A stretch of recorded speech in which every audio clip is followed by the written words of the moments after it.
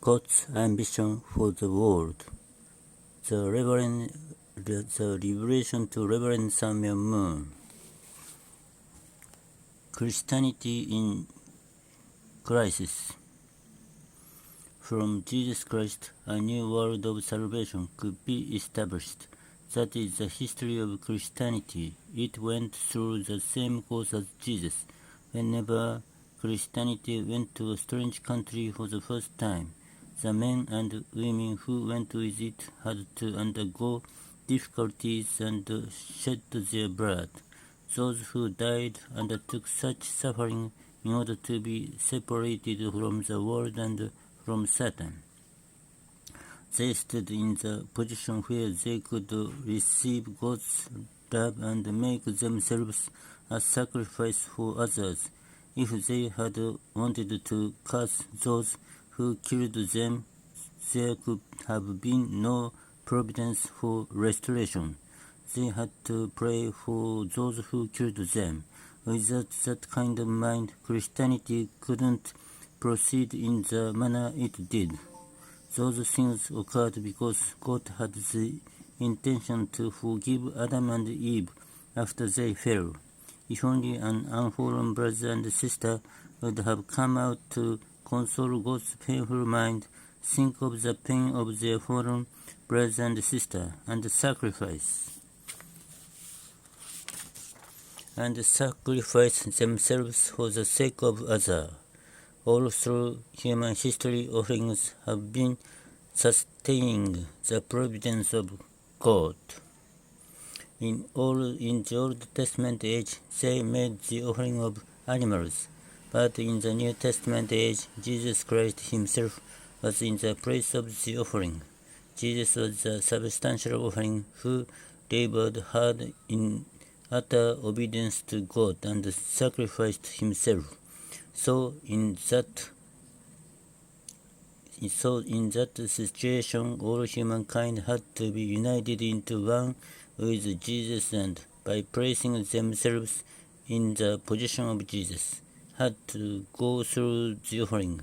If in his career in God's providence, Jesus had succeeded in saving all humankind, both spiritually and physically, then we could have been saved on both levels too. But he left salvation in the physical realm unaccomplished and accomplished salvation only in the spiritual realm. Since we are with him, it means we have realized salvation only in the spiritual realm. By the crucifixion, Jesus lost his place in the physical world, his physical body.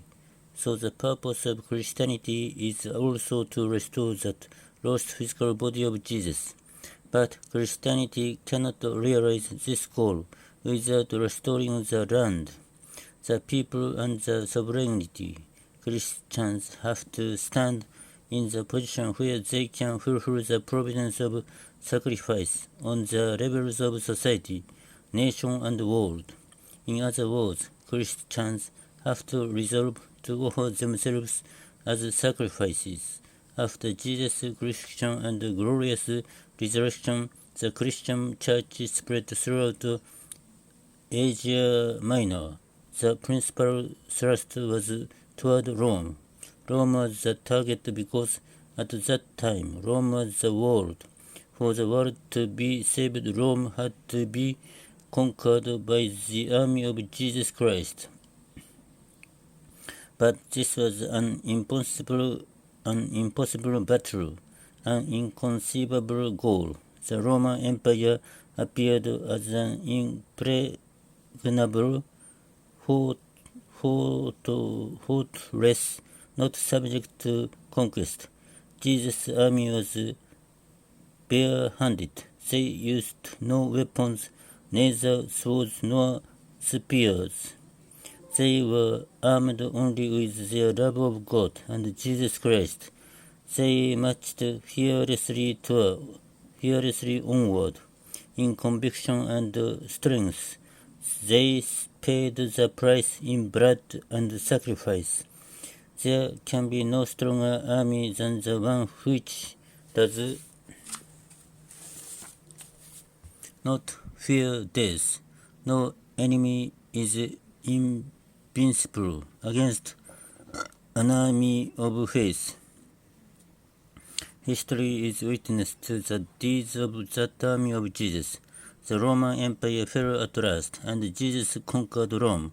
Roman Catholicism became the center of God's dispensation for world salvation.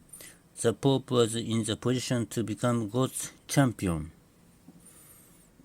However, in the Middle Ages, corruption appeared in the church, and Christianity declined in spirit. Medieval church officials often were interested in their own power, their own authority, and their own welfare. The church enjoyed formidable power both politically and economically. The hierarchy preserved this power, abused this power, and forgot about God's purpose. Church leaders clung tenaciously to their positions and ruthlessly persecuted their opponents. The hierarchy claimed lineage from Jesus' disciples, yet they could not rise above their own sins. The Christian spirit in many of these men was absolutely dead. But God had to continue forward. He is never satisfied with less than a total response. In medieval times, when there was such corruption in society, people like Saint Francis denied everything and retreated from the world. Instead of pursuing worldly goals, he was loyal to a vision that he must revitalize the spirit of the church. He started a movement to enable Christians to give up those things which enslaved them and gave everything toward that goal. By overcoming worldly things, he could greatly advance and also lead everyone who understood his goal. However, even the Franciscan order became a dissent-ridden organization. The church needed more profound reform, so religious revolution came. Martin Luther sparked the Protestant Reformation, and significant reformers emerged within the Catholic ranks as well. Throughout Europe, writers, people determined to win liberation from the confinement of outmoded and abusive doctrines and practices. They wanted to worship God and Jesus, not the church as a worldly institution. The priesthood of all believers was the Protestant proclamation. Direct communication with God was their true desire. They helped God bring the world step by step closer to the ultimate goal. Later,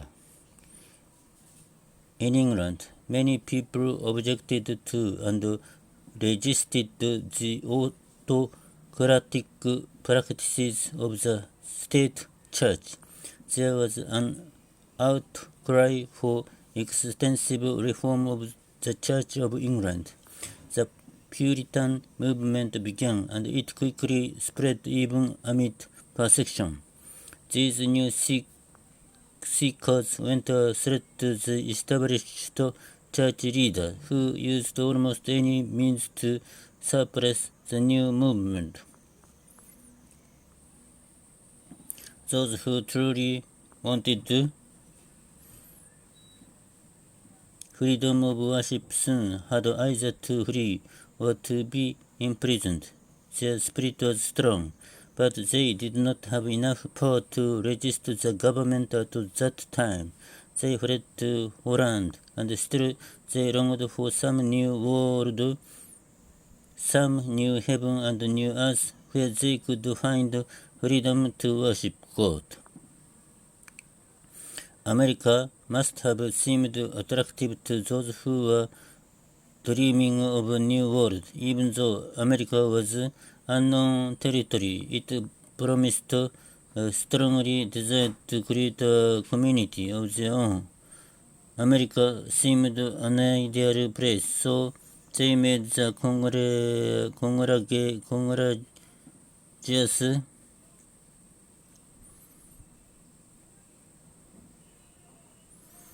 America must have seemed attractive to those who were dreaming of a new world.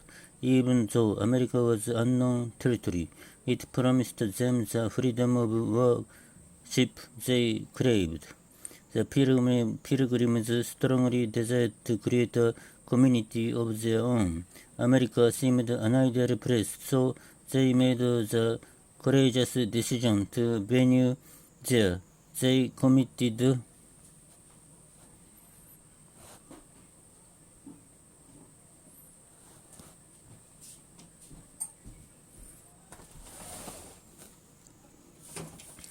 America must have seemed attractive to those who were dreaming of a new world. Even though America was unknown territory, it promised them the freedom of worship they craved. The pilgrims strongly desired to create a community of their own. America seemed an ideal place, so they made the courageous decision to venture there. They committed themselves to the treacherous journey across the Atlantic. They risked their very lives, finding strength in their faith, such was stronger than their desire for life itself. Think of it, they had to give up their families, their relatives, their surroundings, and their country, and head toward an unknown land. Their only hope was in God. Every step they took, they depended upon God. Their journey was long, and there were many storms. They prayed unceasingly to God. They had but one way to turn. They turned to God. When they were sick and dying on the voyage, they had no medicine to take, no doctor to care for them. They turned to God. Those pilgrim men and women were one with God, and that is how they survived. Put yourself in their position of total reliance on God. What a wonderful faith! I am sure that the faith of the pilgrims touched the heart of God, and when God is moved, He offers promises, and when He makes promises, He will fulfill them. God determined to give these faithful people the ultimate thing they wanted, freedom of worship. He then determined to give them even more.